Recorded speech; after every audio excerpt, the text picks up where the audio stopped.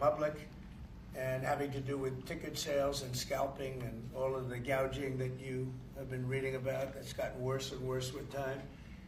And I didn't know too much about it, but I checked it out, and it is a big problem. And I think you've been trying to get this done for 20 years or something. He said Trump got it done in 2 weeks.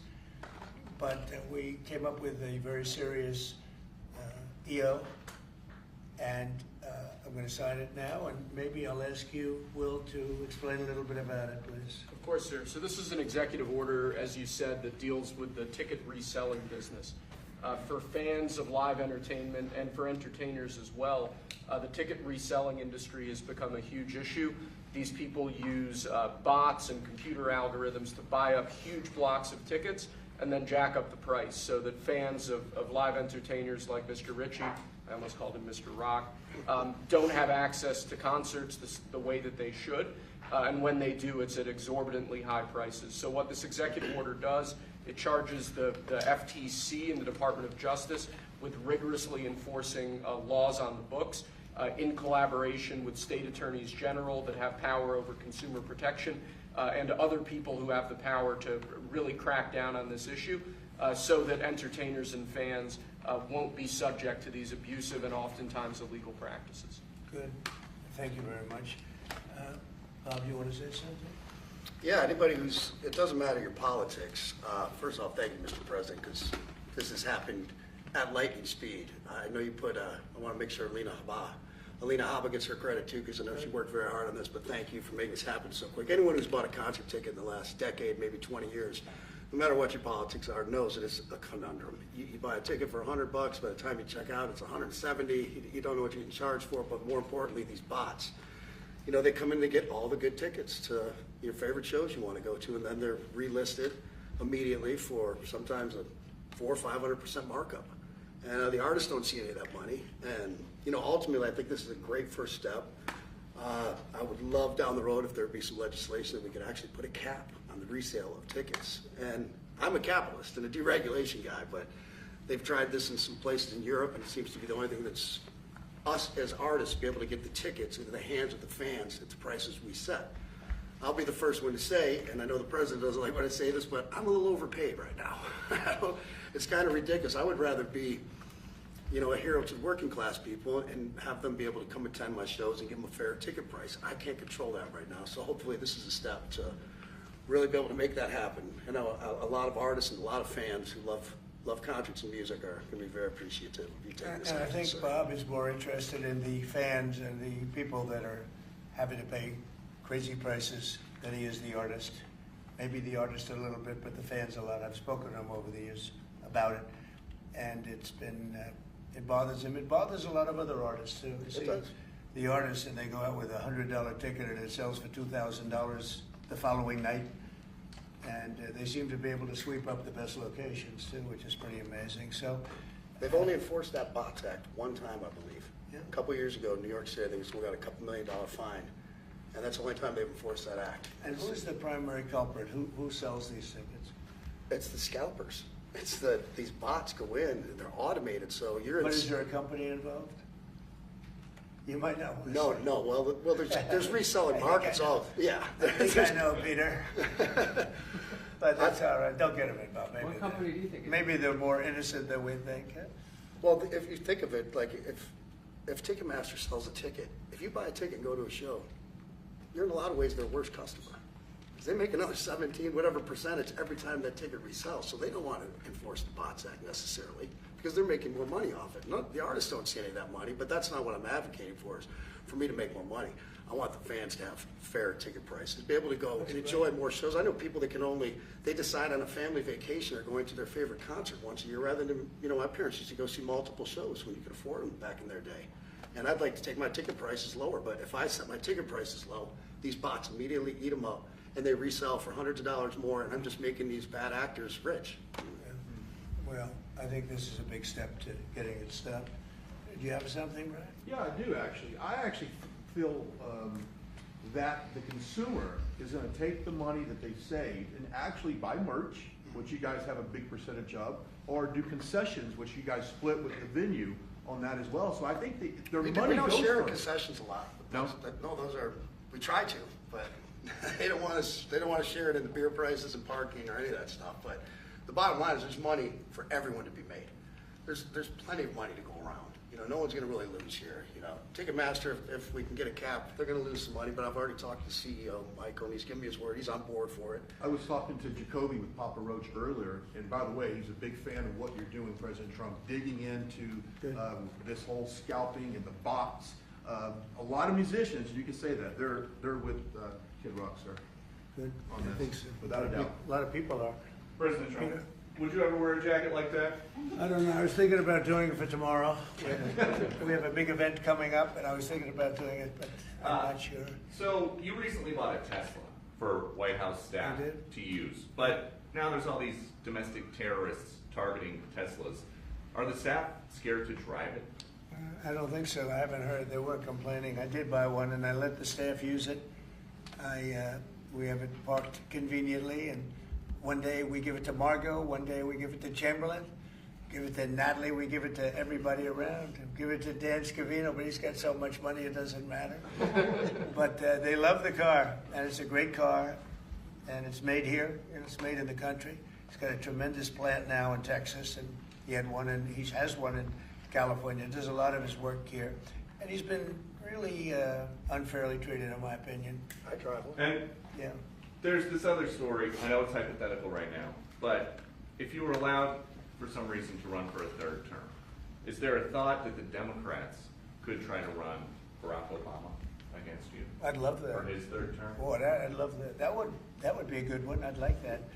No, people are asking me to run, and there's a whole story about running for a third term. I don't know. I never looked into it.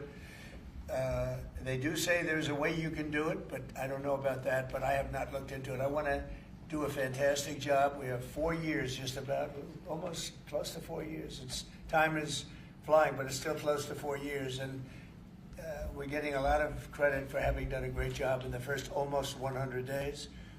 And we have some big things we're going to be announcing over the next 2 days, and you know very well, Peter, and I think it's going to be something that's going to bring a lot of wealth back to our country, tremendous wealth back to our country, actually. And other countries are understanding it because they've been ripping us for 50 years, longer, but they've been ripping us off for years, right from the beginning. And I think this is going to be an amazing, I call it a lot of different names, but it's really, in a sense, it's a rebirth of a country, because how we could have afforded to do what we did, we helped everybody, and they don't help us. I really, the term I like best probably is the liberation of America. It's the liberation of this country, because it's incredible. Look, we have 36 trillion in debt for a reason, and that accumulates over a long period of time. So I think what you're going to be seeing over the next couple of days will be very inspiring to a lot of people. You know, they had a lot of auto plants being built in a certain country. I don't want to mention the country because we get along great with the country, but those plants aren't being built there anymore. They gave them up today and yesterday, day before, and they're building them all now in the United States. And we have many examples, not only auto plants, chip companies from Taiwan are coming in. The biggest, Mr. Wei, he's big. I said, you are a smart guy, aren't you? I've been reading about him over the years, but he controls a large portion of the chip business, as you know.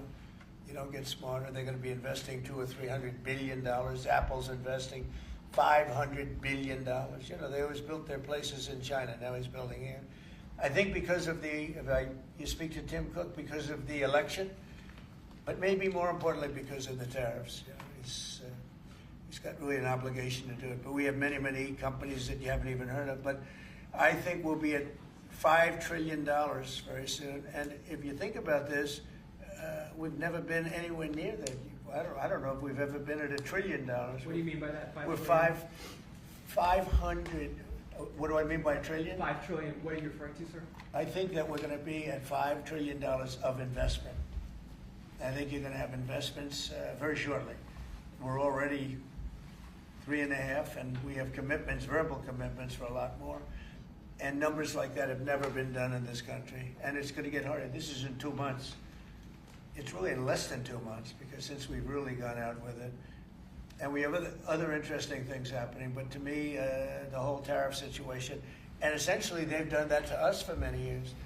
So if we're anywhere near 5 trillion in 2 months, this could be numbers like the country's never seen. And every time you hear a dollar spent, that's another job because the jobs are coming with it. So auto plants, chip plants, pharmaceuticals, lumber coming in. We have things happening in this country. I'm not sure that they've ever seen it. Steel, you know, we have tariffs on steel. They've been here for a while. Steel and aluminum. Nobody's ever seen anything like we're witnessing now. Nobody's ever seen anything. Most of you agree with that. I mean, it's nothing much you can't agree with. We have things happening in terms of jobs and investment, the likes of which I don't think we've ever seen. If you look at, let's say, $4 to $5 trillion in a period of a month and a half, that's even more than you do with your concerts, which are always sold out, right? Nobody's ever seen numbers. And think of it, where Apple's at 500 billion, as I said, but they always used to spend that money in China. Now they're spending it here. That means they're going to build. Now, they don't have any tariffs. Remember, there are no tariffs if you do your product here, if you build whatever it is in the USA. One of the things we're also trying to get is if you buy a car that was built in the USA, you get a deduction on interest. So if you go out and borrow money to buy a car, if it's built in the USA, never been done before, it's a big deduction for people that really aren't used to deductions, frankly, because people that buy cars like that are not big into the world of deductions, and now they're going to learn about deductions. So I think it's going to be great. Yeah. Mr. President, are you going to move ahead with a universal tariff or different individual tariff rates on a whole variety of different? Well, you're going to see in 2 days, which is maybe tomorrow night or probably Wednesday, you're going to see. And they're reciprocal. So whatever they charge us, we charge them, but we're being nicer than they were. We have a lot of countries, friend and foe. I always say friend and foe, but the friend in many cases is worse than the foe. They took advantage of us. And we are going to be very nice by comparison to what they were. The numbers will be lower than what they've been charging us, and in some cases maybe substantially lower, but we sort of have a world obligation perhaps. But we're going to be very nice. Relatively speaking, we're going to be very kind. Mr. President, you met with the chairman. Somebody said that about me the other day. They said, who doesn't know me very well, they said, you're such a kind person. And I said, say that again. They said, you're a kind person. I said, I've never heard that before. It was a weird statement. I was kind. Who said that? I've heard of words that, I don't know, I better not tell you. You know, I've been called a lot of things, but it's sort of a different kind of a word. It's like an old-fashioned word, isn't it? Mr. President, you met with the chairman of Stellantis today. Did Yes. he ask you for a pause on the auto tariffs? No. What was that meeting about? Just about some of the problems they have with the environmental, which we're going to clean up. Have any of the automakers... We're going to probably go back to 1920. If you look, we're going to go back probably to a 2020 standard.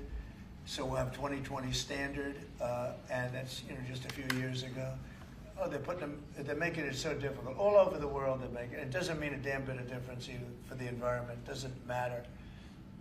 They make it impossible for people to build cars. So we're going to be doing much different. 2020 is a strong standard, but they've taken it to a level now that makes it very difficult to build a car. So we're going to be bringing it back to a standard that is a very good environmental standard, but it makes it possible to build a car. Have you heard any concerns from the automakers, though, about the tariffs on parts that will go into effect over the coming weeks, about they what all that's going know. to mean for the price of... Well, I gave them a big American-made break cars? for a month. I didn't charge them anything, for a big month, for that first month. And they brought a lot of material into this country because they could bring it in without tariff.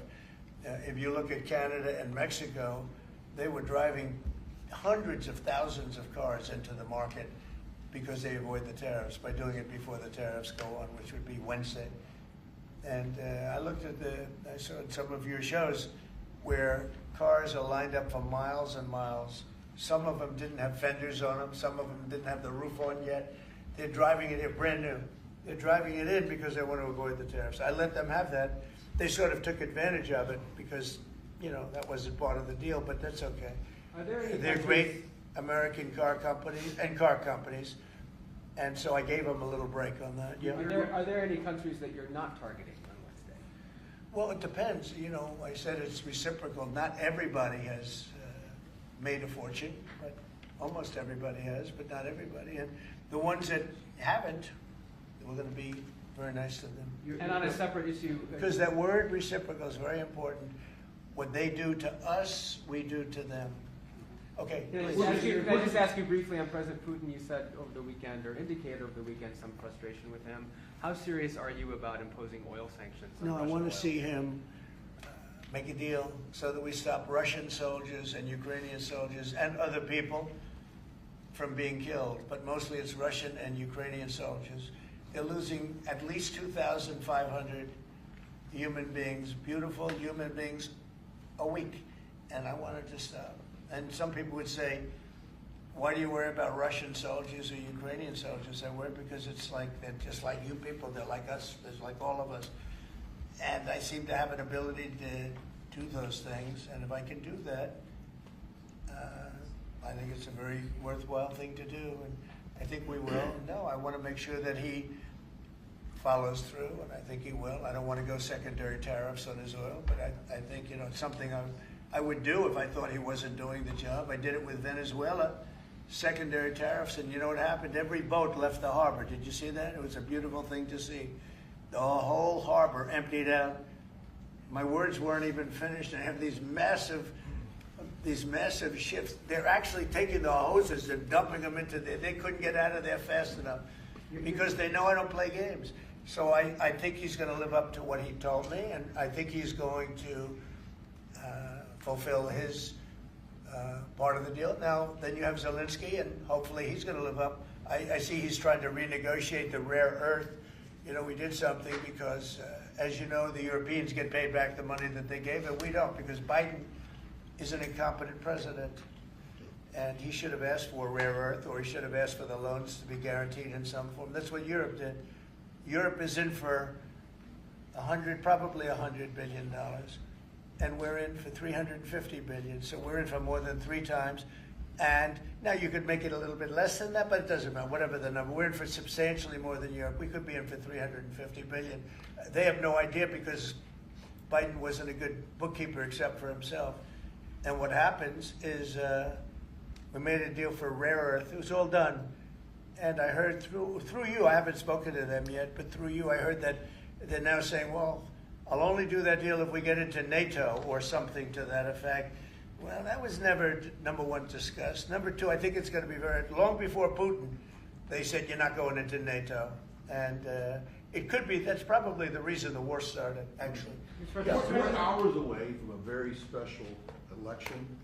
Wisconsin, Florida. I want to share your thoughts on Republican voters to not sleep on this. Yeah. 2 very important races you got. Well, it's a big race, Supreme Court race in Wisconsin.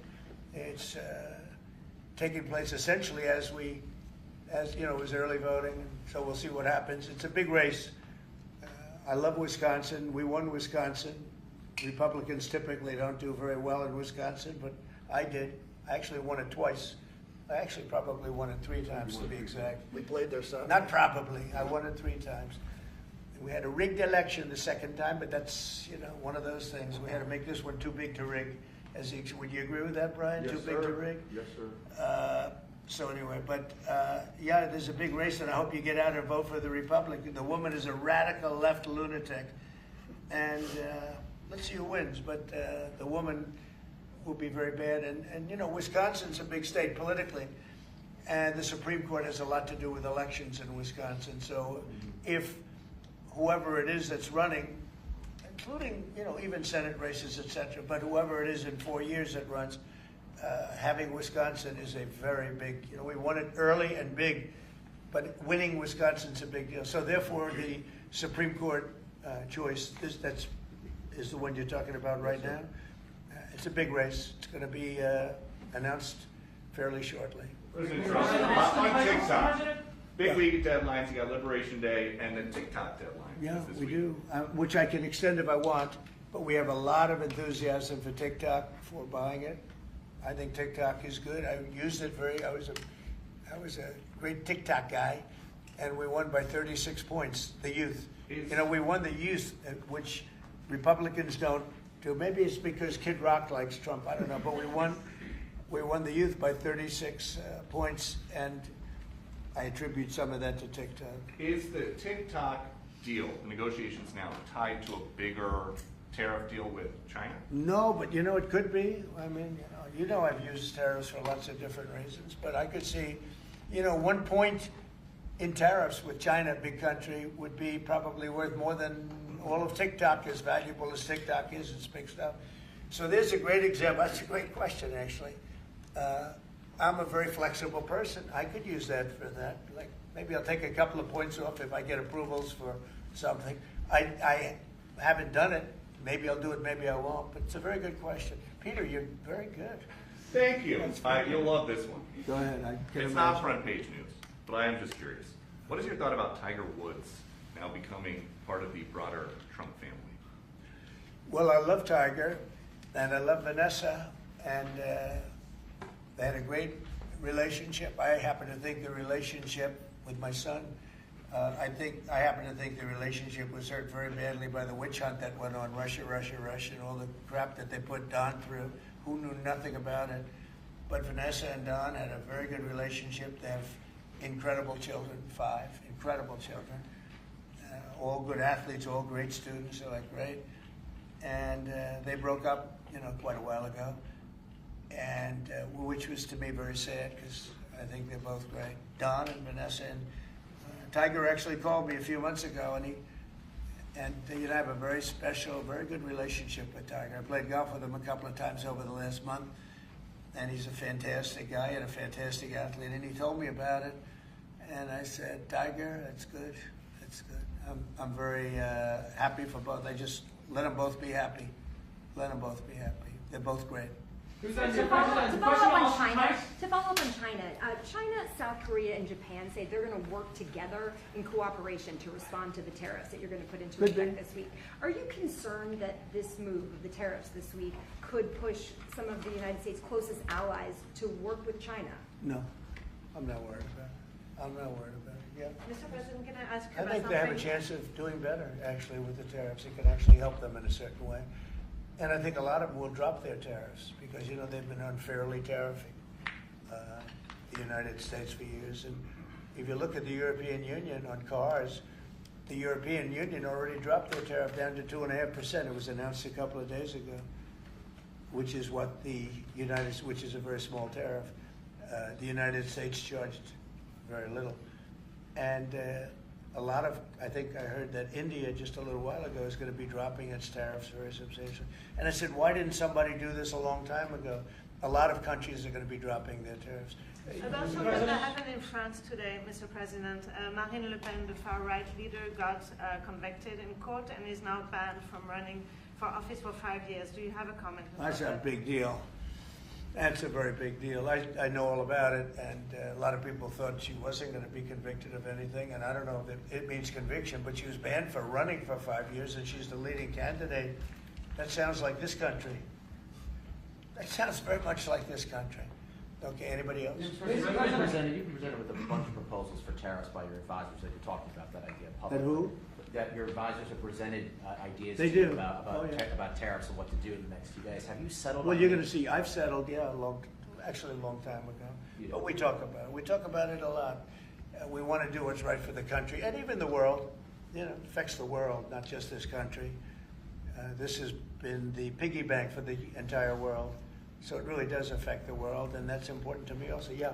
Yes, Mr. President, in the past you have said that you want the quick return of Austin Tice, a Marine Corps veteran and a journalist who went missing in Syria over 12 years ago. Yeah. Have efforts been made to locate Austin Tice been extended beyond Syria, including potential leads in Iran? And do you have plans to get in touch with Ms. Deborah Tice, the mother of Mr. Austin Tice? And also at the same time, organizations like Hostage Aid Worldwide have been on the ground in Syria searching for Austin Tice for many years. Can I get your comment on the potential future plans to locate Austin Tice and to bring him home finally? So we've been looking, as you know, for Austin for years.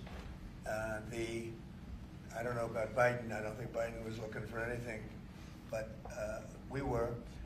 And there's been virtually no sign, you know that. There's been no sign of Austin. An incredible young guy. Be less young now. I mean, it's been a long time. It's been many, many years.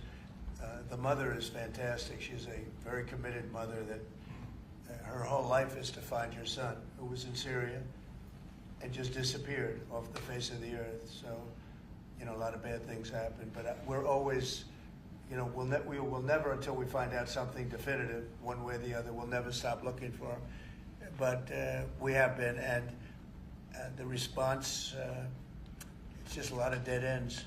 He's been gone for a long time. The problem is there's never been a sighting. You know, sometimes you'll have somebody, you're looking for him, and there's a sighting. There's never been a sighting of Austin, but we are out there, and we have great respect for his family and for his mother. She's been unbelievable. Yeah, Mr. please. President, a question about... No, behind you. Oh, apologies. Yes, you've had outreach with the leaders of Russia and China. You've made an outreach to Iran. When are you going to plan to reach out to North Korea and Kim Jong-un? Anytime in the near future? Well, I do. I have a very good relationship with Kim Jong-un. Now, you people hate to hear that, but it's very important. I got along with him fantastically, as you know. It started off very rough, very nasty. Little rocket man, the whole thing was a nasty deal. And then one day we got a call that they'd like to meet. We met. We have a great relationship. And yeah, we have, there is communication, yeah. Mr. I President, think it's very important. You know, he's a big nuclear nation, and he's a very smart guy. I got to know him very well. Remember, I put my foot across the line, and then I walked across the line.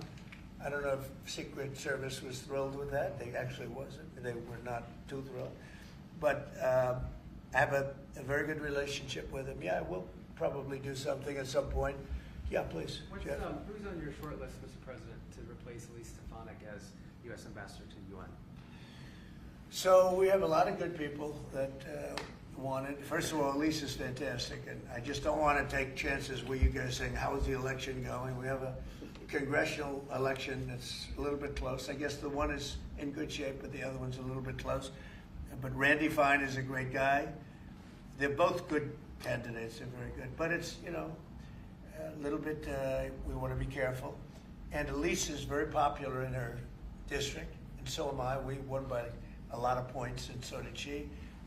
And there's a lot of people that wanted to run for it, but we have no idea are they going to win it. I think it's just security. And I said, Elise, what about going back? Because they love you there, and she's going to take a big leadership position with Mike Johnson and the group, the speaker. And I can tell you that for the replacement, we have a lot of people that have asked about it and would like to do it. David Friedman, Rick Grinnell, and maybe 30 other people. Everyone loves that position. That's a star-making position. And so we'll see what happens. But we have a lot of people that are interested in going to the United Nations, as you can imagine. Yeah. Just want to get a quick music question. Favorite song to play live is what? And then my question for you, Mr. President, your favorite rally you did last year, 2024. What was your favorite one? Favorite song to play live? Yeah, favorite song to play live. Oh, that's a tough one. It'd have to be one of the hits, probably Cowboy or Ball at the Bar. There's a song that I've played every night that was never a singular hit that I probably should not say the words to in this office right now. I think for you, Mr. You never met a He does, certain by the person way, like his me. rallies are amazing. He does great and gets big crowds. He's really a star when it comes to that. He is a very talented guy. I would say maybe Madison Square Garden. Yeah. Because anybody that was there, the owner of the garden, Jim Dolan, who's, you know, to me always been terrific. He said this, he's never seen anything like it. We had, when you announce Madison Square Garden, you know, it's a big arena, but we sell out big arenas. We sold out in Milwaukee, we sold out at every big arena. We never had empty seats. It's amazing. They talk about Bernie Sanders gets 2,000 to 3,000 people. Everyone says, these crowds, I get 107,000 people in New Jersey. In Butler, PA, we had over 100,000 the second time. We had 55,000 the first time. We have big crowds. I would say Madison Square Garden because I grew up in New York and the garden is great. Jim Dolan treated us well, but everybody said they, because I think I could have filled it up 10 times. We had hundreds of thousands of people that were stacked all the way back to the Hudson River and on the other direction, back to Fifth Avenue. Nobody's ever seen, I don't mean with a line, I mean like 50 deep, like 50 deep this way. The streets were closed, the whole thing, it was crazy. And when you take that, you know, you want to do well at Madison Square Garden. You don't want to have empty seats. But we could have sold it out, Brian, 10 times, and everybody knew it. And I think we got a good indication that that's where the election was going. And we won every swing state, and we won by millions of votes. It was a great election, yeah. Mr. President, the U.S. military transferred 17 individuals to El Salvador overnight. Did you discuss with your team whether these deportations would run afoul of any recent court orders? No, I do want to thank, however, the president. He has been unbelievable, and you know, in relation to us. But I think that our people have done an incredible job. You know, I got elected on the basis of getting bad people out of our country that shouldn't be here, very dangerous people out of our country, and that's what I did. And then you have a judge that wants to take over, and I can't imagine it can be allowed. If it was up to him, they'd all be put back in our country. These are killers. These are drug lords. These are really bad people. But I want to thank the president of El Salvador because he's done an amazing job. You saw it. Yeah. Elon Musk's special government tenure is coming to an end, 130 days, I think another month. Yeah. Do you want him to stay longer, or is it time for him to go back to running his companies in Europe? Well, I think he's amazing, but I also think he's got a big company to run, and so at some point he's going to be going back. He wants to. Would you want to keep him around? But I'd keep him as long as I could keep him. He's a very talented guy. You know, I love very smart people, and he's very smart, and he's done a good job. You know, DOGE has, we found numbers that nobody can even believe, like 400 billion, 500 billion. It could be close to $1 trillion by the time they end on different things. And he's led the charge, and you've seen a lot of his people. And these are people that joined up. I always say they're high IQ people. I like high IQ people. And they've done a great job. No, at some point, Elon's going to want to go back to his company. I will say he's got, despite the way he's been treated, so he's an American patriot, but the way he's been treated with Tesla is just terrible. It's just terrible. Once he goes In fact, back, you have a Tesla. And you love it. You love it. He was saying before he bought a Tesla, he loved it. A lot of people are buying Teslas, I think, and I hope they are. He should not be treated that way. He's done an incredible service to our country. But once he goes back, is DOGE going to keep operating even without Elon here? Well, I can't tell you that. I can say this, that a lot of the people that are working with DOGE are the secretaries, you know, the heads of the various agencies, and they've learned a lot, and they're dealing with the DOGE people. I think some of them may try and keep the DOGE people with them, but, you know, at a certain point, I think it will end. But they have also gotten a big education, and they're doing a really good job. There'll be a point at which the secretaries will be able to do this work and do it very, you know, as we say, with the scalpel, and that's what we want. Yeah, Jeff? Mr. President, have you had any updates on the U.S. soldiers missing in Lithuania? I have. Can you give us an update? So 3 are no longer with us, and 1 is unfortunately probably in the same category, but they haven't declared that yet. It was a very heavy truck, like a toy, but I mean really heavy, that lifted the heaviest equipment, and it would seem that the bank of the lake collapsed. You know, the weight is so big, and it was at night, and it was very cold weather, and ice, a lot of ice, and it's possibly slipped, and the weight is so enormous of this thing. It's a massively heavy vehicle, and if they slipped a little bit, that's probably what happened, and it flipped. And 3 are gone, and 1 is missing. On a separate topic, follow up on immigration. Did you see the video of the Tufts University student who was taken off the street by ICE agents last week in hoodies and masks? There's been a lot of criticism of that. Are you comfortable with how that was handled? Well, I haven't really looked at it in any detail, but I will. I mean, I have seen it quickly, but I wouldn't want to comment on. Yeah, please. Yeah, Mr. President, would you be able to confirm recent reporting that you are making plans to go to Saudi Arabia next month? And if so, why is Saudi Arabia so important? So I have a very good relationship with the Middle East. In fact, if you look at Michigan, I won the vote by a lot. People were a little surprised. And I have a very good relationship with Mohammed and the king. His son is Mohammed, he's great. Crown Prince, actually he's Prime Minister too. He's got a lot of good titles. But he's great, and the king has been wonderful. And if you remember, last time I went to Saudi Arabia, I put him first on the list because they agreed to buy $450 billion worth of American goods, military and otherwise. And they did, and it was an unbelievable day. It was in this gorgeous ballroom, and companies were there from many, probably 100 companies, and they were given anywhere from $40 or $50 million to less, and more, actually. Okay, some of them were given numbers that were just many times that amount. I think we had a couple of $20 billion deals, and big stuff. And it's a very rich country because of oil, and we are a very rich country ultimately when we straighten it out because of oil. Oil is always good. And I agreed to do it again, and they've agreed to spend close to $1 trillion of money in our American companies, which to me means jobs. So they're going to spend hundreds of billions of dollars giving them to American companies that are going to be making equipment for Saudi Arabia and other places in the Middle East.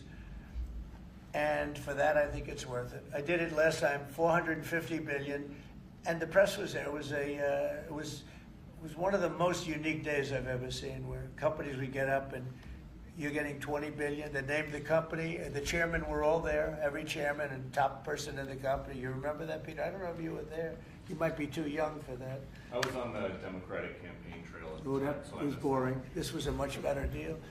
But it was amazing, actually. It was an amazing day. We sold and we partook in $450 billion worth of investment into American companies. And they announced the company, the amount of money, $1 billion, $5 billion, $25 billion. And the chairman of the company, many of whom, you know, well-known figures, prestigious figures, great business leaders, they went up, they shook the hand of somebody, and they would sit down, and we just had a big investment made. So it was a record. Nobody ever beat it before. $450 billion worth of jobs. I view it as jobs more than anything else. And now we're close to $1 trillion, so it's more than double the number that we did when I first came to office. And this trip takes place next month. It could be next month, maybe a little bit later, yeah. And we're going to Qatar also. And also we're going to possibly a couple of other countries. UAE is very important. It's a great leader in UAE. And I had his brother here the other night, if you saw that. We had a wonderful guy, a wonderful family. So we'll probably stop at UAE and Qatar, and as I used to call it, Qatar. Nobody's ever told me right or wrong. I always like to say Qatar, but it's Qatar. They like to say Qatar. And Saudi Arabia, the three of them, and then we'll go other places also. But in the Middle East, those seem to be the three. And again, tremendous amounts of jobs will be created that in those 2 or 3 days. Thank you very much, everybody. Thank you, press. Headed out that door right there. Oh, Thanks, guys. Trump, Thanks, you guys. get to sign Thanks, the guys. deal? You guys wrap it up. Wait. Well, that was good. Okay, ready, everybody? You better do well with this. He's going to do it. Make sure everything is nice and clean. Right for your Make industry. America fun Because again. you're not in a clean industry. Hold that up. Okay? Thank you, everybody. Thank you, press. Thank you, press, everyone. Thank you. This way. Thank you, guys. Thanks, everybody. Thank you. Thank you. Did Biden do news conferences like this, Peter? I don't think so. He was never standing next to somebody who looked like they were about to be shot out of a cannon. It wouldn't have worked out. Let me go.